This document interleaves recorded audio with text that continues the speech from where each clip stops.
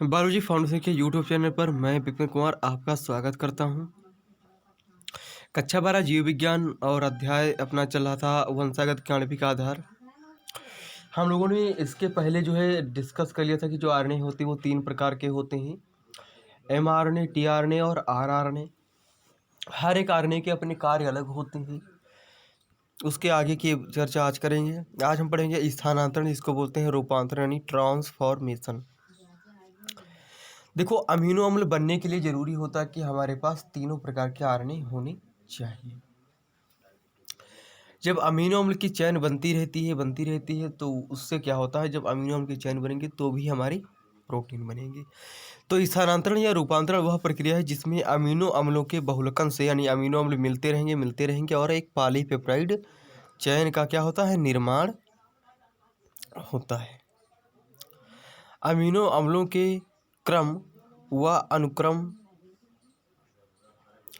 जो एमआरएनए होता है उसमें पाए जाते हैं, यानी उसके सीक्वेंस पर निर्भर करता है।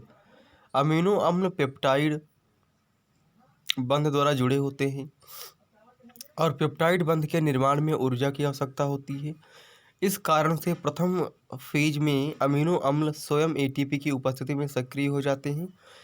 वह सजाती अंतरण आरएनए से जुड़ जाती है, जो सेम मतलब होते हैं आरएनए सॉरी सेम अमीनो अम्ल आते रहते हैं और वो उससे जुड़ते जाते हैं। और दो भी अमीनो अम्ल जो आपस में जुड़ते हैं तो वहाँ पे जो होते हैं वो आपस, जैसे ये अमीनो अम्ल अगला अमीनो अम्ल जुड़ेगा तो बीच में एक बॉन्ड बनेगा जिसको बोलते हैं पेप्टाइड बॉन्ड। तो भैया जी पेप्टाइड बॉन्ड के द्वारा आपस में जुड़ जाते हैं।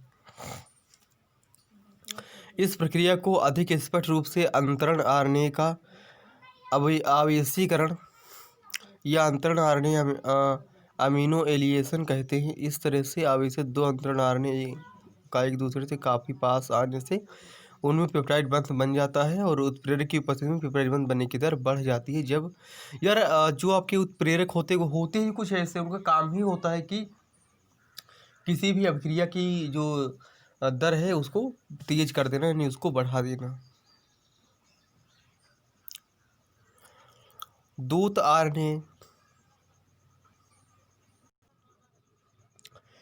आरएनए में स्थानांतरण इकाई आरएनए का अनुक्रम है जिसके किनारों पर सबसे पहले जो कोडान बनता है वो बनता है एयूजी। एयूजी का मतलब होता है, इसको बोलते हैं इनिशिएशन कोडान, और इनिशिएशन कोडान मतलब होता है एयूजी। और जब भी एयूजी आएगा तो ये हमेशा और हमेशा मेथिओनिन को ही लाता है। ठीक, मेथिओनिन अमीनो अम्ल को लाता है कौन, एयूजी। इसीलिए इसको बोलते हैं प्रारंभन कोडान। उसके बाद जब भी चेन को बनना होता है तो वहाँ पे आपके स्टॉप कोडान मिलते हैं जो पॉलीपेप्टाइड या कोट लेखन करते हैं। और दूत आरएनए में यानी जो मैसेंजर आरएनए होता है, कुछ अतिरिक्त सीक्वेंस उसमें लगे हुए होते हैं जो स्थानांतरित नहीं होते हैं, उनको अस्थानांतरित स्थल यानी अनट्रांसलेटेड रीजन्स यानी यूटीआर रीजन कहते हैं। यूटीआर दोनों यानी 5' जो इंड होता है और वह 3' इंड किनारों पर स्थित होता है। ये प्रभावी स्थानांतरण प्रक्रिया के लिए आवश्यक होते हैं। अब हम बात करते हैं जीन एक्सप्रेशन और रेगुलेशन। देखो, जीन यानी जो डीएनए का लक्षण है ना, जीन जो होते हैं जीन वो एक्चुअली डीएनए पर ही स्थित होते हैं, है ना। यानी डीएनए का वह सेगमेंट होता है जिससे क्या बनता है, आरएनए बनता है। उस आरएनए से कोई न कोई क्या बनता है, लक्षण बन जाता है। तो जीन एक प्रकार से लक्षण को बनाने की इकाई होते हैं और कैसे इनका जो है रेगुलेशन होता है और कैसे ये प्रकट होते हैं, सारी चीज़ें हम बात करेंगे डिटेल से। देखो, जीन अभिव्यक्ति के नियमन का बहुत व्यापक अर्थ है जो विभिन्न स्तरों पर होती है।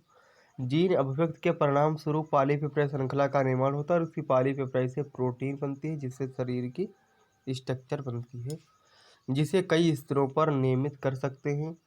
बात करें तो यूकेरियोटिक में नियमन यानी जो रेगुलेशन होता है वो कई स्तर पर हो सकता है, जैसे अनुलेखन यानी ट्रांसक्रिप्शन के स्तर पर, संसाधन यानी इसको बोलते हैं जो आपका संसाधन संबंधन का नियमन होता है जब आपकी चेन बन नहीं होती है, और आरएनए का केंद्रक से कोशिका प्रवण में अभिगमन जब वो माइग्रेट करता है कोशिका से बाहर की तरफ तब, और स्थानांतरी स्तर में भी जब वो ट्रांसफ़र हो रहा होता है उसके लेवल पे।